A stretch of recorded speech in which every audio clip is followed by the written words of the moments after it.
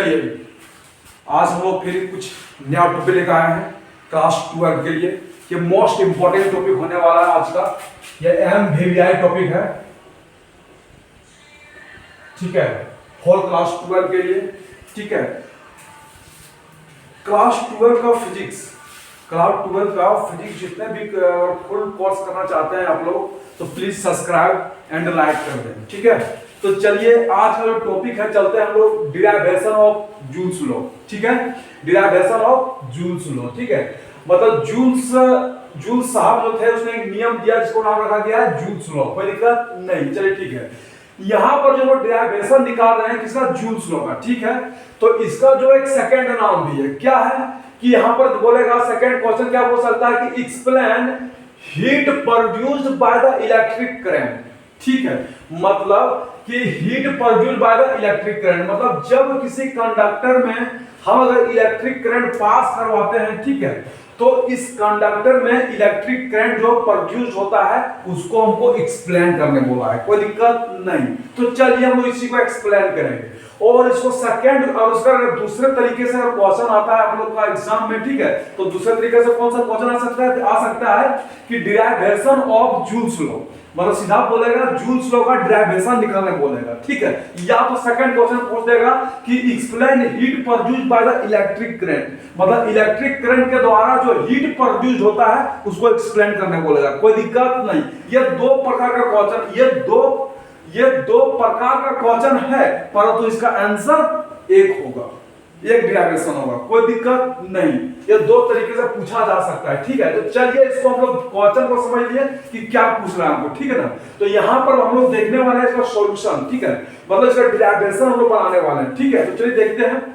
यहाँ डिराइवेशन क्या है कि consider a conductor of resistance R carrying electric current I, मतलब विचार करते हैं, कंसीडर मतलब विचार करते हैं कि एक कंडक्टर है, ठीक है, और इस कंडक्टर का रेजिस्टेंस क्या है, आर। रेजिस्टेंस मतलब प्रतिरोधक। ठीक है, और ये जो कंडक्टर है वो कैरी कर रहा है, कैरी मतलब ढो रहा है किसको, इलेक्ट्रिक करंट को, और इलेक्ट्रिक करंट क्या है मेरा, आई है। कोई दिक्कत नहीं, तो ये क्लियर हो गया। अब चलते हैं नेक्स्ट।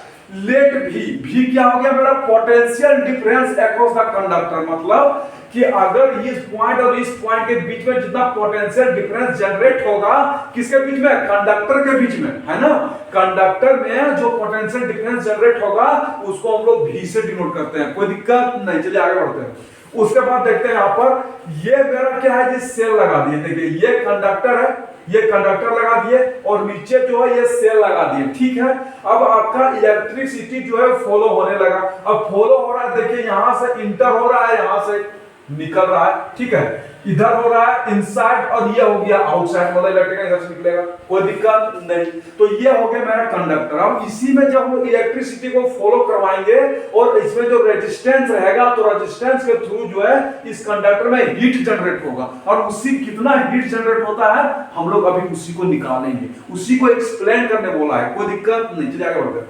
अब देखिए फ्रॉम ओम्स लॉ, अब हम लोग ओम्स लॉ से देखेंगे, क्या देखेंगे, फ्रॉम ओम्स लॉ से क्या होता है, पोटेंशियल V बराबर इलेक्ट्रिक करंट I और resistance in the conductor R। ठीक है, ये फॉर्मूला है ओम्स लॉ का। ठीक है, क्या आप समझे, पोटेंशियल V बराबर इलेक्ट्रिक करंट I और रेजिस्टेंस R। कोई दिक्कत नहीं। और उसके बाद फिर नेक्स्ट देखते हैं कि amount of charge passing through the conductor in time t, मतलब कुछ समय t है। ठीक है, मान लेते हैं जब इसमें इलेक्ट्रिक करंट हम पास करवा रहे हैं, ठीक है, किसमें, कंडक्टर में। ठीक है, जब इलेक्ट्रिसिटी हम पास करवा रहे हैं कंडक्टर में, तो कुछ समय तक amount of charge passing through the conductor in time t, मतलब कुछ समय तक जब हम इसमें इलेक्ट्रिक करंट पास करवा रहे हैं तो इसमें कितना अमाउंट ऑफ चार्ज जनरेट होगा, कितना इसमें अमाउंट ऑफ चार्ज क्रॉस करेगा कुछ समय में। हो सकता है कि 1 मिनट हो या 10 सेकंड हो या 15 सेकंड हो, कोई दिक्कत नहीं। तो यहाँ पर वही निकाल रहे हैं। ठीक है, कि amount of charge passing through the conductor in time t, तो कितना चार्ज जनरेट होगा, तो चार्ज Q बराबर क्या होता है, चार्ज बराबर Q बराबर इलेक्ट्रिक करंट I और समय t, मतलब कि अगर आपने कुछ समय तक, मान लेते हैं सपोज हमने 2 मिनट तक इसमें इलेक्ट्रिक करंट को फॉलो करवाए, ठीक है। तो 2 minute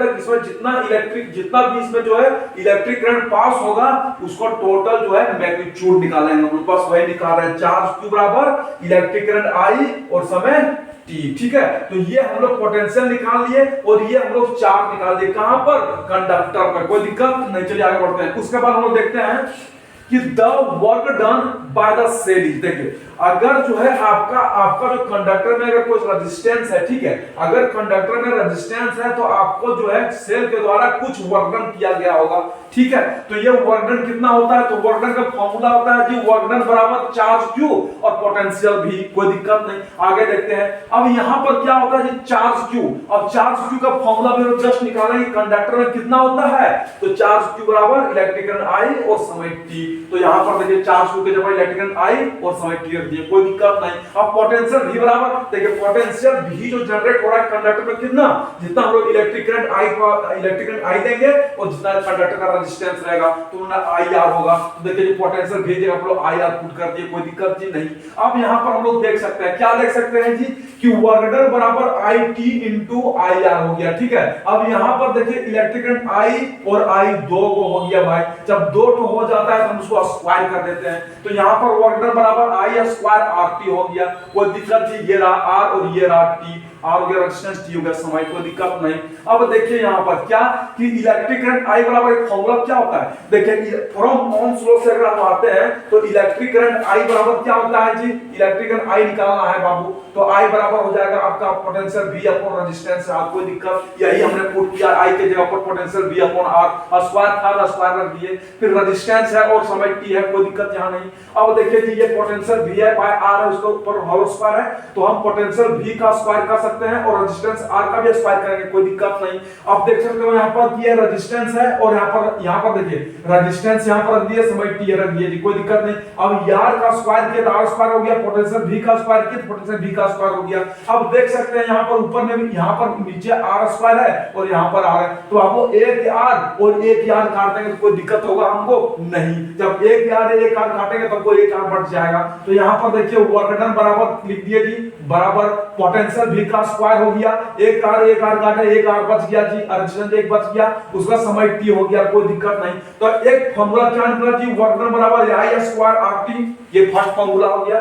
second formula work done का क्या निकला जी potential V square upon R upon T, ये सेकंड फार्मूला हो गया। उसके बाद वर्क डन का थर्ड फार्मूला क्या हो गया जी, देखिए V स्क्वायर अपॉन RT है जी, कोई दिक्कत नहीं। अब यहां पर V बटा R हम लिख सकते हैं, देखिए यहां पर पोटेंशियल V मेरा दो हुआ है, ठीक है, ये को हम R को R के पास रख दिए और एक को उसके साइड में रख दिए जी, ठीक है। अब देख सकते हैं potential V upon R, V और T, देखिए ये दो था, एक यहां लिख दिए एक ऊपर रख दिए जी, कोई दिक्कत नहीं। अब एक चीज देख सकते हैं यहां पोटेंशियल V और बाय R, पोटेंशियल V और R का फार्मूला क्या होता है बाबू, इलेक्ट्रिक करंट I होता है फ्रॉम ओम्स लॉ से, कोई दिक्कत नहीं। अब देख सकते हैं यहां पोटेंशियल V अपॉन R का जब I होता है तो हमने यहां पर I लिख दिया, कोई दिक्कत नहीं, कि पोटेंशियल V और T हो गया, ठीक है। अब यहां पर मेरे पास T को फार्मूला निकल गया जी वर्क डन का, क्या वर्क डन का फर्स्ट फार्मूला हो गया I square RT, second formula हो गया V स्क्वायर बाय RT और थर्ड फार्मूला वर्क डन का क्या हो गया electric current I, potential V और समय T, कोई दिक्कत ही नहीं। आगे देखते हैं, अभी खत्म नहीं हुआ जी खेल, अभी और बचा हुआ है। देखिए हमको प्रूव करना है कि heat produce by the electric current, मतलब जब किसी भी सेल के द्वारा किसी कंडक्टर में इलेक्ट्रिसिटी पास करवाते हैं उसमें कितना हीट प्रोड्यूस होता है, इसमें कितना हीट प्रोड्यूस होगा, हमको वो निकालना है। तो अभी तक हम सिर्फ बात किए हैं वर्क डन का, अभी तक हम हीट तक नहीं गए हैं, लेकिन हम लोग चीज जानते हैं, क्या जानते हैं जी कि this work done is appeared as the heat energy in the conductor. मतलब क्या है जी कि इसमें उतना ही हीट होगा, इसमें उतना ही हीट जनरेट होगा किसमें, कंडक्टर में, जब आप इलेक्ट्रिसिटी फ्लो करवाइए किसके द्वारा, सेल के द्वारा, ठीक है। तो उसमें उतना ही हीट जनरेट होगा जी जितना आप इसमें वर्क डन कीजिएगा, जितना आपका सेल जो है इलेक्ट्रिक करंट पास करते थ्रू, ठीक है, करने से यहां पर जितना वर्क डन आपका सेल करेगा, ठीक है, उतना ही हीट जनरेट होगा जी, ये हम लोग को मालूम है जी, ठीक है। तो यहां पर हम लोग लिख सकते हैं यानी this work done is appear, मतलब ये जो वर्क डन है वो अपीयर होगा कब, as the heat energy in the conductor, conductor में जितना हीट एनर्जी उतना ही अपीयर होगा जितना आपने वर्क डन किया होगा, ठीक है। अब वही देखो, अब वर्क डन जितना करेंगे उतना हीट जनरेट होगा, तो हम जहां जहां वर्क डन है वहां पर हम हीट पुट कर सकते हैं, नहीं कर सकते हैं, कर सकते हैं। तो यहाँ पर देखिए जी, यहाँ वर्क डन बराबर आई स्क्वायर आरटी हो गया, कोई दिक्कत नहीं। अब यहाँ पर वर्क डन को हम लोग हीट जानते हैं कि वर्क डन को हम लोग हीट एनर्जी भी जितना वर्क डन करता है मेरे से उतना हीट एनर्जी भी प्रोड्यूस होता है जी। तो हम यहाँ पर वर्क डन के जगह पर हीट लिख सकते हैं, तो यहाँ पर वर्क डन है, यहाँ पर एच लिख दिया जी, आई स्क्वायर आरटी जैसा था वैसा लिख दिया, कोई दिक्कत नहीं। अब फिर देखिए जी, इलेक्ट्रिक करंट आई को वही किए v square upon r square पूरा r इन t किए। अब यहाँ पर अगर देखिए r और एक r काटिएगा तो बचेगा v स्क्वायर r इन t हो गया जी, कोई दिक्कत नहीं। अब यहाँ पर एक v यहाँ रखिए जी, एक v वाला r दीजिए, तो v देखिए v स्क्वायर दो है जी, नीचे r, तो एक v यहाँ दीजिए, एक v बटा r दीजिए, ठीक है। तो कितना होगा v बाय r बराबर इलेक्ट्रिक करंट I होता है जी, ये बता दिए फार्मूला से, ठीक है। और समय t होगा जी, देखिए h बराबर v i t हो गया, ये फार्मूला हो गया जी, ठीक है।